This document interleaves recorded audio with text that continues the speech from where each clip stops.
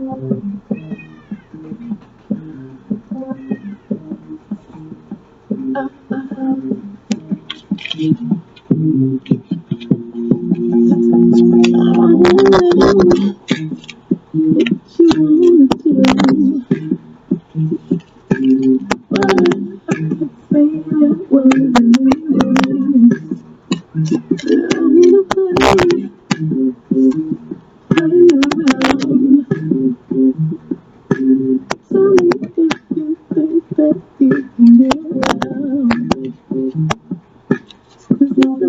come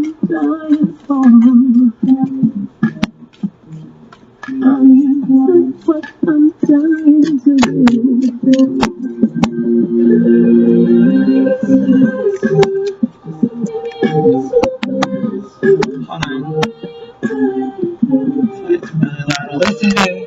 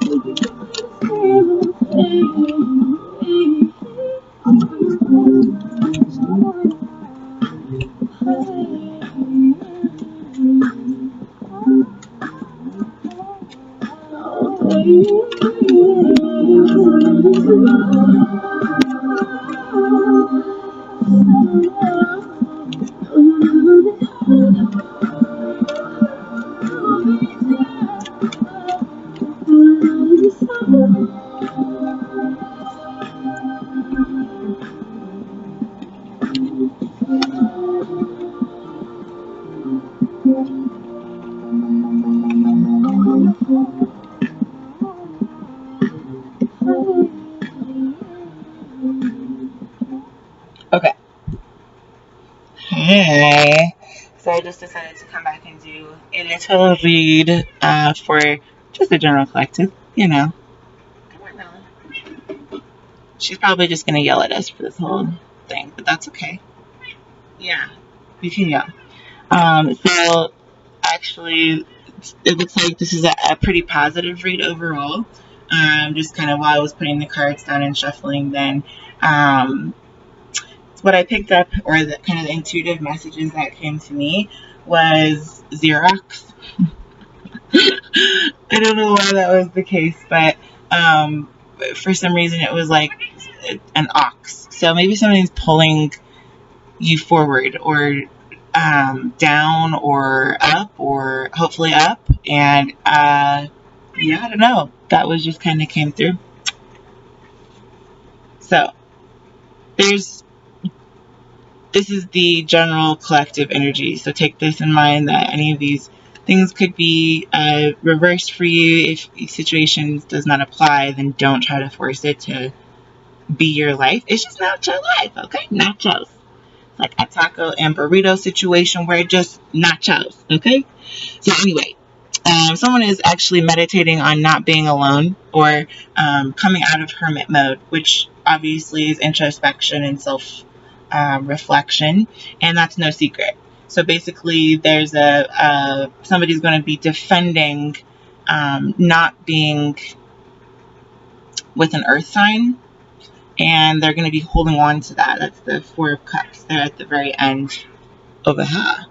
So I don't know. It just looks like somebody is really done with an earth sign, whether that be a Taurus, Virgo, or Capricorn. I do not know.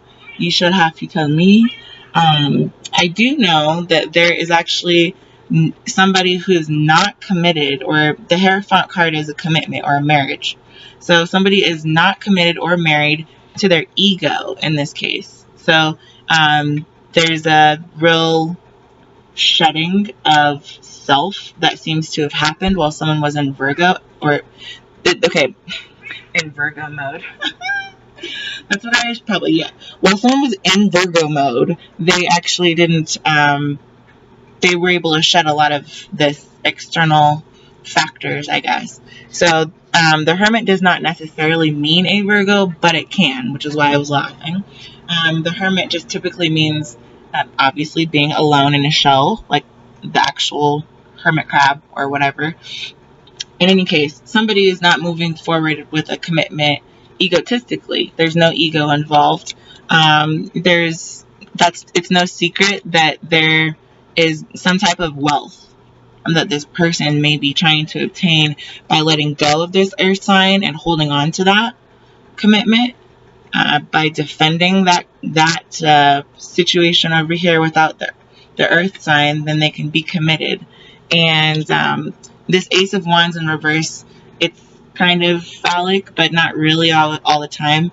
In this case, I don't really think that it necessarily is. It could be, given that this is blessings coming out of it, and it's in the reverse though. So that would mean that someone does not have a new start that involves some blessings. That this, not this, something has come to light about somebody's wealth, and that it's not as blessed, or it's not going to be starting out very blessed. There's communication being had, or sorry, this is not the Eight of Wands, this is the Eight of Pentacles.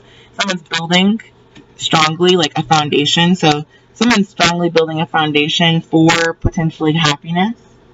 The Sun card can also sometimes look like a horse with a child running on its back on the Rider-Waite tarot deck, and can be like a child, but in this case, the Sun just is like happiness. So someone's really focused on cutting off this earth sign, or this, someone's not meditating alone on basically how to sabotage or defend this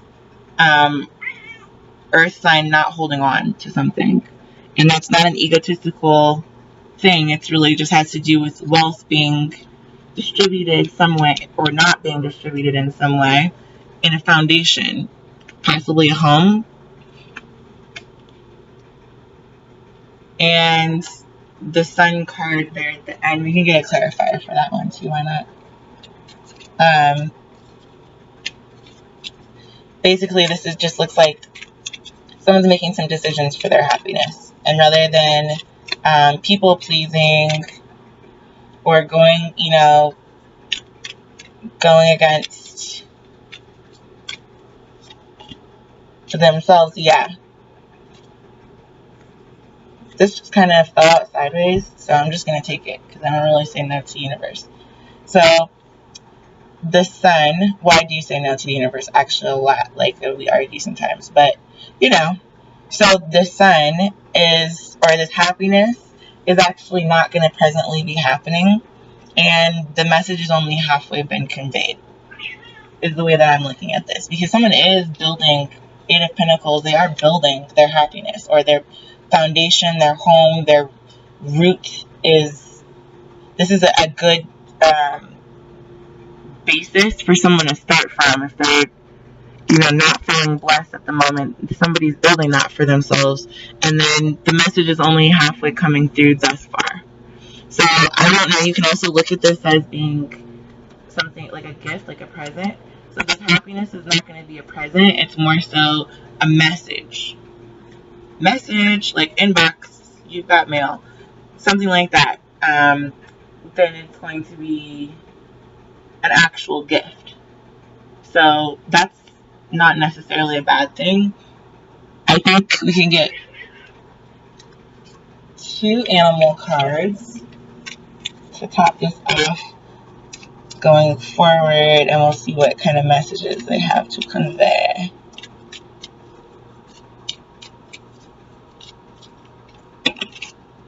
Okay. Well, 3 fell out, so we're just going to take it. Alright, the first is the eagle.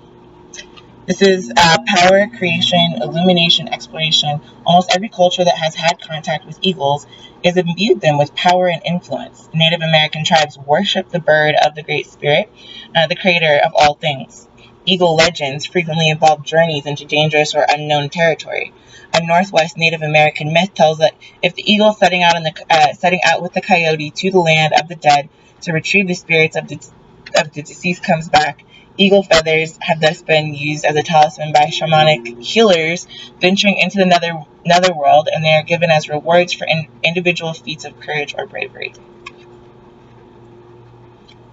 So that's really pretty.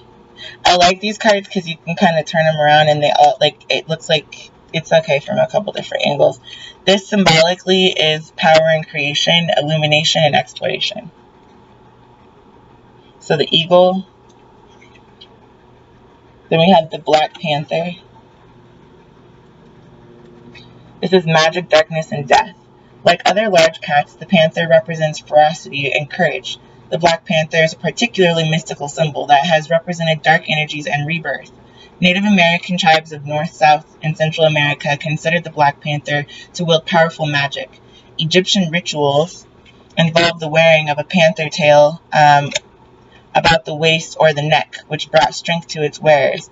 And the Kenyans of Borneo faced the soul of the Black Panther as much as the beast's corporeal form. After killing a panther, a Kayan hunter would step 8 times over the dead animal, reciting the spell, "Panther, thy soul under my soul." And of course, you guys probably know already about Black Panthers, and if you don't, then look it up. Alright, and then last but not least, we have the swan. It looks pretty. Ooh, I'm so sorry, I just hit the camera. I'm trying to get used to this new setup, as you can tell, but whatever. So the swan. Transformation, loss of innocence, and beauty. This painting of the swan maiden represents a common motif found in the mythologies and folktale of many cultures around the globe. From Native American to Slavic, although the story varies from place to place, the basic plot is the same. A young man finds the feathered robe or skin of a swan maiden, a goddess-like creature, which she is temporarily shed to assume a human form. Although the youth attempts to hide the feathers from the maiden, which would allow him to possess her, the swan finds its feathers, assumes its animal form, and leaves the youth. The last swan thus symbolizes the departure of youthful innocence and the passage to maturity. In some versions of the story, the swan dies. In Greek mythology, the swan song is the most beautiful song sung by the swan just before death.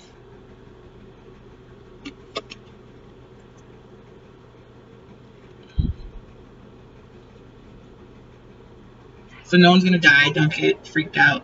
Death can mean a lot of things. Transformation. Maybe there's a death of a specific person, place. Like, Earth could mean a specific location, especially given this one's like a, I don't know why, but that always reminds me of like a rifle, hunting rifle or something on your back, or kind of like maybe the Native American medicine wheel. I don't really know. You could look at it a couple different ways. And anyway, basically I just see that, eagle, panther, swan, which one's not like the others. That would be the panther, who is on the ground, on a grassy mound right next to that earth in reverse. There may be somebody who is a panther and is not, is like a panther spirit or something, and is not paying attention to the fact that there's this swan spirit right next to, on the other side of the earth, holding on. You know what I mean? This is the Four of Cups. So this swan spirit seems like she's kind of holding on. The panther, not secretly, is defending something. And that may not be the earth sign. That may not be the Virgo in reverse, or like The Hermit. It could be the Hermit. They just look like, that specific card is located next to a couple. No secret that they're being defensive. So if the Panther is going to, have the eagle at its back, that's kind of the wind at its back or authority at its back, then, it's got some defending of something, of territories, it looks like Earth. So, anyway, hope y'all enjoyed that. Have a great day. Click subscribe and like down below if you want. I'm not doing personals at the moment just because life, But, I'll be back. I'll be back with a whole new deck of kind of tricks and whatnot.